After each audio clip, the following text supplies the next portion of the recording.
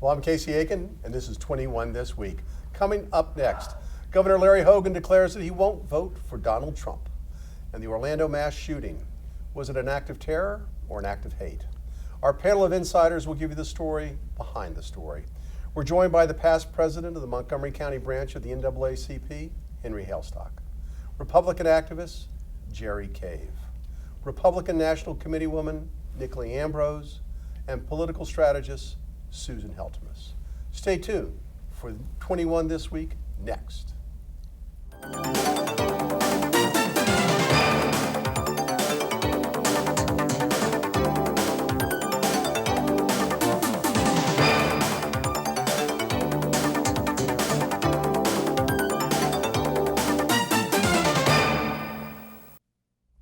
The tragic events which happened in Orlando, Florida last weekend have heightened the sensibilities of the nation to the continuing threat of violence. Unlike the attacks in Paris and Brussels, this is up close, it's personal. Orlando is here. It's in the United States, it's the home of Disney World and Universal Studios. Before last weekend, say the word Orlando, and one would immediately jump to the conclusion of vacations, of good times, but not anymore.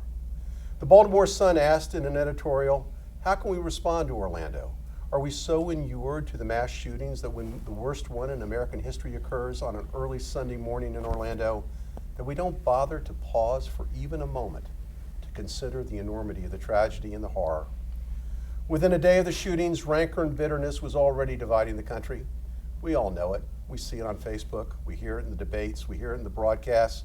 It's on the homepages of the things we view on the internet. The National Review posted this headline 2 days after the event. The Orlando debate is beyond partisan. It's dangerously polarizing. Politics has gone from bad to worse. Liberals believe that this is what happens in a country saturated with guns and homophobia. They hold conservatives responsible for the violence because, in their view, conservatives demonize gay people and protect gun rights. While conservatives, on the other hand, look at the same carnage and the rage at terrorists who committed the crime. But they too, showing raw emotion, believe that liberals are willing to excuse terrorism, showing more compassion for jihadists than for their fellow citizens. Henry, why has this issue become so divisive? Because there's so many issues and topics that evolve around this. You have gun control. You have bias based on a person's belief or gender equity. You look at the rights of individuals who want to be free to do what they want to do. You have people with extreme thoughts and beliefs. All that combined is a big problem. We in the United States, I think, is good from the standpoint that we're beginning to polarize, seeing that people from outside are coming in to try to fight and divide us as far as a people and how we have a way of living. We were born here in the United States based on freedom of religion and equal rights for all. However, we're still struggling to maintain that. And that's why it's so divisive, because we have that different beliefs in all this. I don't think it is right to have a gun that was made solely for the war to give out to domestic use. And even the person who originally developed this gun said the same thing. He developed it for war, not for domestic use. Well, we'll touch on that in a minute, but Susan, in the outcome of Orlando, and we have this great national debate, are we going to see any changes, or are we just going to see people continuing to take rigid positions and fight one another over this? Well, I think we have to get over this is not a right-left Democratic Republican issue. It's an American issue. Yes. And out of it, there's a couple of things that I would like to see come out. Following up what Henry said is I think there needs to be some changes in laws regulating guns. For instance, if you are on a watch list, you can't fly. You shouldn't be able to justified either. Also, I think that something that came out of this is if you see something, say something. There were a lot of people who saw what this young man was doing at work and others, and They they're did say something. No, but they the were. FBI dropped the ball on this. No, Susan. we have rights in this country, and you know what? They went back 2 different times and didn't find anything. But that's probably one of the things that are going to change, Casey. You know, and I think that we also can't be smug in this country. This man was born here, but what's interesting, the man in Great Britain who shot Joe, Stock, yes, or what was her last name? Here, that man was Susan, No. Let's stay on point No. here. We have an act of terrorism that occurred in the United States. We're not going to go over to Great Britain. No, Nicolee, is the media creating more divisions in this country? We are really overcomplicating this. This was an act of war. This is not a criminal act, it's an act of war. And lest we be confused, he called a CNN affiliate and 911 to say, by the way, I'm doing this for ISIS. There's no confusion. We need to understand he is operating in the context of waging war on the citizens of this country. And I'm sure ISIS loves when we sit here and blame it on each other and devolve into, by the way, 87% of the media claims to be liberal, and they're hijacking this for political purposes. What they would love is people giving them credit. The man was deranged. Okay, first of all. Second of all, the problem is that we have too much violence with guns. Look in Charlottesville. This is a year ago. A year ago, isn't just 9 terrorism. people in Charlottesville, South Carolina, were shot in a church. By whom? A crazy person. So A white speaking person, not of an ISIS gun person. laws, the owner of the gun shop tried to call the FBI to tell him, I am very concerned about this person, and once again, it failed. And this is who we're supposed to trust to make sure refugees are vetted appropriately? Show me the government can do something right here. Jerry, let's talk about gun control since both Susan and Henry have brought it up. Now, there's a lot of out and cry for controlling weapons and trying to put limitations on guns. Why won't we support reasonable gun control? I don't even want to answer that question because I don't want to be complicit in this policy of distraction, which is what's going on. But out of my great respect for you, Casey, I will do so at this case. This case has got nothing to do with gun control. You'd have gun control in California, and that didn't stop the killer there. You have strict gun control in Maryland, and Baltimore City is a shooting gallery with people shooting people like it's their job. In fact, it is their job to do that. This has nothing to do with gun control. Does anybody sitting up here really think that this terrorist, lone wolf or not, would have trouble getting a weapon to do this? No. The father of one of these people said, who was a cop, he says, I wish my son had had a gun. He could have killed that guy. This is a difference between Republicans, conservatives, and Democrats. We hold individual accountability. This guy killed him, not the NRA, not conservatives, not anything. It's completely ridiculous. But they want to put it into some Jerry, general I thing where there's understand nothing this. you can get your hands on. But what the debate we're having tonight is reflective of the national debate. We have two panelists tonight who think that guns are the root of all evil. Not all guns. not all evil. No, There are I'm talking three- about assault weapons. It's ridiculous. How is assault weapons It's a a rifle. domestic? First off, it's not. Oh, No, it's it's not way just a beyond rifle. it. It's not Henry, just you a have- rifle. It's not Henry, just a you need to have rifle. No, it your It's isn't. definition not. correct. I have a Casey. rifle. Yep, That's okay. assault weapon. No, It it's was not an made assault for weapon. war. It's a rifle. It's not an made assault for weapon. It's war. not an automatic.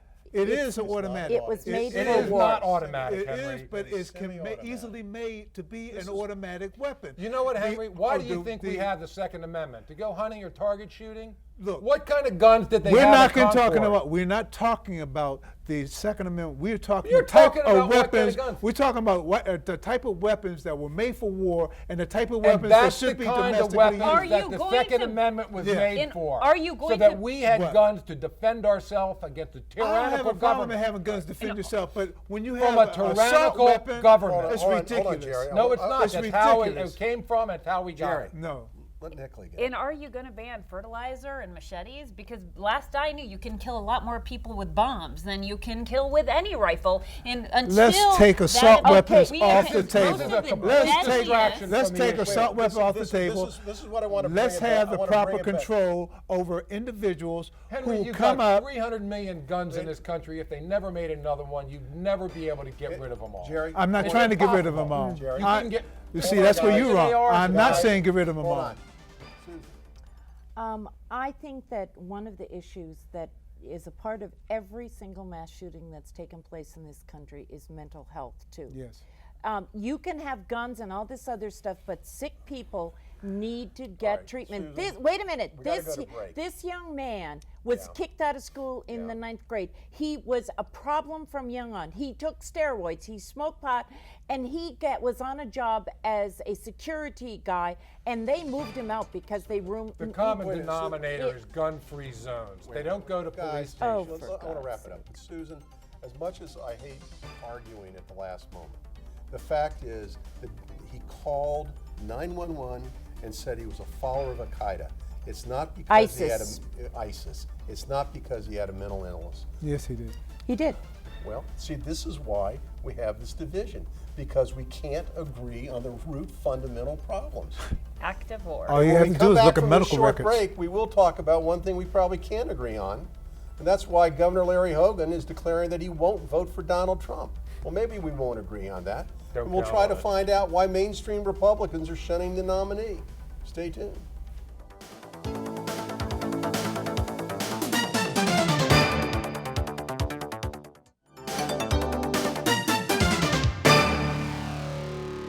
And welcome back. As you can imagine, we didn't stop talking through the break. And I hope this gets posted on our YouTube segment, the outtakes. All right, so Larry Hogan wasn't the first prominent Republican, and I suspect that he won't be the last this week, that the Republican governor of Maryland said that he's not going to vote for Donald Trump, his party's presumptive nominee. Now, the other side has a different story, and it says it's time to support Donald Trump or just shut the hell up. And that's according to Sam Clovis, one of Trump's campaign co-chairs and policy advisors, who goes on to say that the Republican leadership needs to figure out what they want. Either they want to get behind the nominee, who will be the nominee of the party, and make sure that we do everything we can to win in November, or we're just asking them to shut up and get the hell out of the way. Jerry, is Clovis right? He is right, but it doesn't make any difference. Now, I've been following Larry Hogan for a long time. This is the second smartest politician in the nation. And he hadn't made a mistake until now, but boy, did he make a big one. He had absolutely nothing to profit by going in either direction. He should have kept his mouth shut, which is one of the hardest things, as you can see right now, for an Irishman to do. He had, whatever he said in either direction was going to hurt, not Trump, but him. And that's what's really bad about this. It hurts Hogan and his chances for re-election, which is his raison d'etre, so we can get rid of the gerrymandering and my vote can count, which it hasn't done in 30 or 35 years. What people don't understand, and these stupid Republicans down on the Hill don't understand, is the more they attack Trump, the better it is for him. Because Trump's popularity comes out of the fact that people are fed up with the Democrats on the Hill, and they're fed up with the Republicans that can't get anything done. And Donald Trump is going in there to change the whole thing. If you attack him, he wins. If you don't attack him, he wins. Everybody said a year ago he was going to be a joke, and the joke is on you. And I will relish being here in the fall as President Trump takes over. And we're all so happy. God help us all. Well, Nicolee, Governor Hogan was in good company, because the Speaker of the House, among others, came out, and even though the Speaker of the House did not say he was going to take back his endorsement of Mr. Trump, he certainly criticized him for some statements he made after the Orlando shooting. So what is happening in the party? Are they going to be able to coalesce and go on to victory, or are they going to devolve into fighting? I think you see, obviously, a full spectrum of beliefs in the Republican Party, and I'm actually proud of us, because as a Republican, you're allowed to have a difference of opinion and be that individual. We respect that. You see on the Democrat side, it's not allowed. Bernie is being ripped apart. His voters' vote did not count. without the superdelegates, he could possibly be the nominee, and it simply wasn't allowed because your vote does not matter in the Democrat primary process.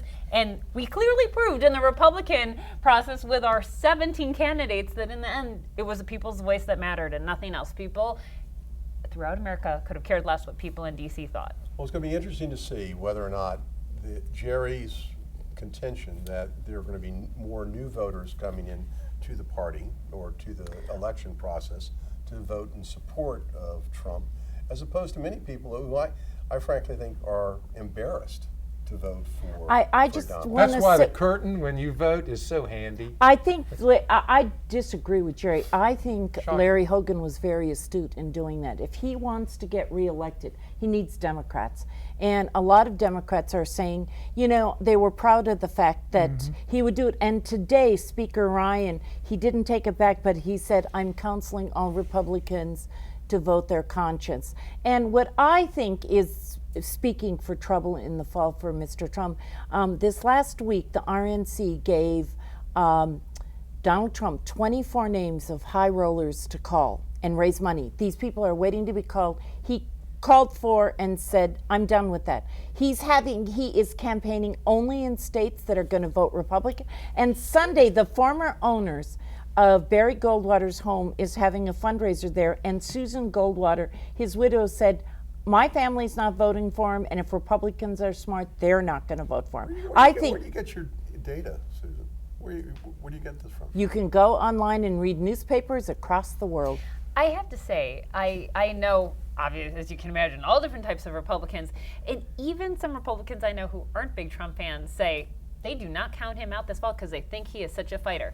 And at the same time, I think everyone, and I've been proud of Democrats, particularly Bernie supporters, who finally recognize and talk about how evil the Clintons are and about their transfer of nuclear weapons to China in the 1990s that have today I thought we were talking about suffer Trump from what today, they did. though.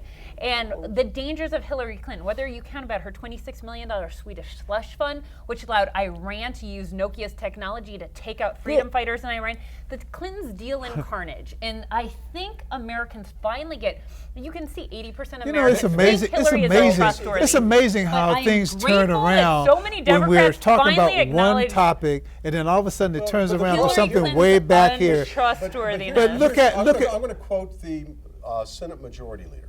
This is a binary process. You either vote for one guy Right. or you vote for the other. And so we can be talking about Donald Trump, but the fact is, at some point, you're going to have to go into a voting I booth agree. and have to vote whether you're going to vote for Trump or you're going to vote for But I'm Hillary. looking at the polls. write a I'm name looking in. at the recent polls that looked at Look at 'em after his this numbers last week. going No, up as far I as just don't think- being disliked. We've got 4 months before the election. You got to Yeah. understand something else. He had a bad week this week. But He's as had a long, bad 6 weeks. but as long as In he your keeps opinion. opening up his No. mouth In like your he's opinion. doing, No. it's going to be Yes. even worse. No, he So- has to open up his mouth. He has to be on TV every day. He comes out and he says something in New York, what do you call it, shorthand, where he doesn't fill in all the gaps. The next day they say it's awful. Then the other guy said, well, actually, there's a lot of truth in that. And then the next day he has to own the media cycle, which he's done and can do. And this is part of his Except thing to that win. And all the Republicans you're saying, oh, they won't vote. They're going to go into that booth knowing that if they vote for Hillary Clinton, you're going to have 11 million illegals turned into Democrats, which will ruin us in Texas and Florida that's forever. unreal. And you will ruin the Supreme Court. Unreal, Those people unreal. will hold their nose if they don't like Trump stylistically and vote. And I want to tell you something. I'm proud of Democrats too because they've been coming out with independence and voting for Trump Susan, all you've across the been country. so tortured tonight. I want to give you the last word on this. This is ridiculous. Donald Trump is digging his own grave, and every time he opens his foul-mouthed mouth, he is offending more people. And now I feel really sorry for Paul Ryan and Mitch McConnell to have to try to defend him. And Cleveland is going to be one big party. And one night, instead of boring political speeches, Donald Trump said he's going to have all the fighters and winners and champions out there who support him come out. That's going to be great TV.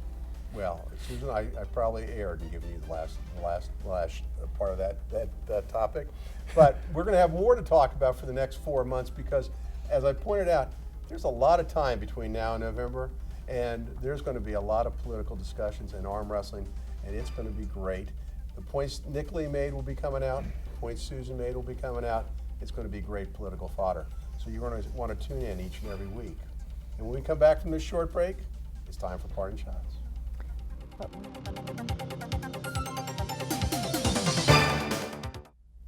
And welcome back. Now with Parting Shots, Henry Hailstock. We will be celebrating soon Father's Day, and I hope our fathers out there will look, see, and do what they can to make this world a better place, particularly bringing up their child to be the next leader that will carry us to equality in this United States. Please, let's look at it holistically as opposed to partial. Thank you, Henry. Jerry Cave, your parting shot. I want to agree with the last two words that Susan said. Great TV. I'll tell you what's going on. History repeats itself until it does not. And everybody says Donald Trump is not going to win because of all the ideas of yesterday. For all the ideas of today, Donald Trump is going to win. A year ago, nobody said he was going to beat the 16 guys he did, and he's going to beat Hillary Clinton, who is hands down one of the least attractive, most unlikable, worst resume, least dynamic candidates of all time, and Trump is going to beat her, and it's not going to be close. Thank you, Jerry. Nicolee Ambrose, your parting shot. I'd like to talk about Common Core. I have an 11-year-old and a 9-year-old. My 11-year-old learned how to spell through 3rd grade. My entering 4th grader has never learned how to spell due to her fantastic, I'm being facetious, Common Core curriculum. So, folks, we've got a crisis. We need to get rid of this. We are going to raise a generation of children that have no idea how to communicate their beliefs and really function in society. So let's look at this and do the right thing and get rid of Common Core. Thank you, Nicolee. Susan Heltemes, your parting shot.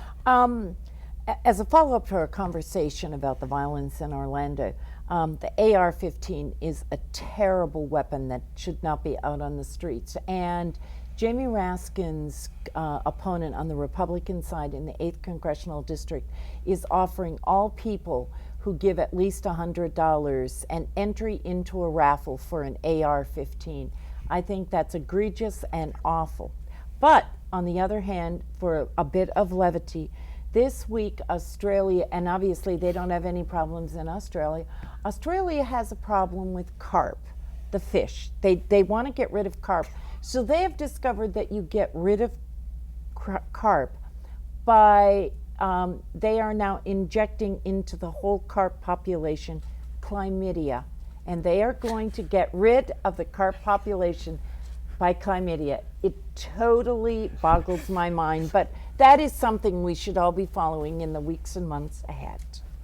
Thank you, Susan. You know, Susan, being a Minnesotan on the Great Lakes, there is an Asian carp problem in the Great Lakes. It's clogging the Great Lakes, and chlamydia. We'll have to watch to see what I got 2 words for you. I think Carpe that's- diem. Carpe diem. But I want to follow up. I want to end up talking about Father's Day and the fact that every Father's Day, it's a celebration of our families, not just the men, but also the children that have fathers. And I think it's a wonderful thing to promote families and to promote the fathers who work hard and sacrifice to support those families.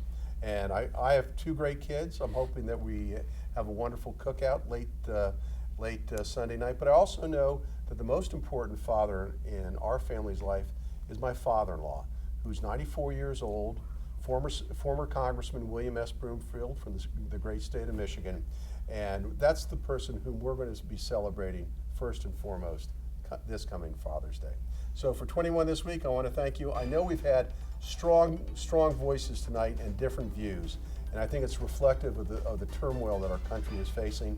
And I hope we can get along, just as like we get along as soon as the cameras go off, and be friends and American citizens and Marylanders together. So for 21 this week, I want to thank everybody, thank the audience, thank the panel.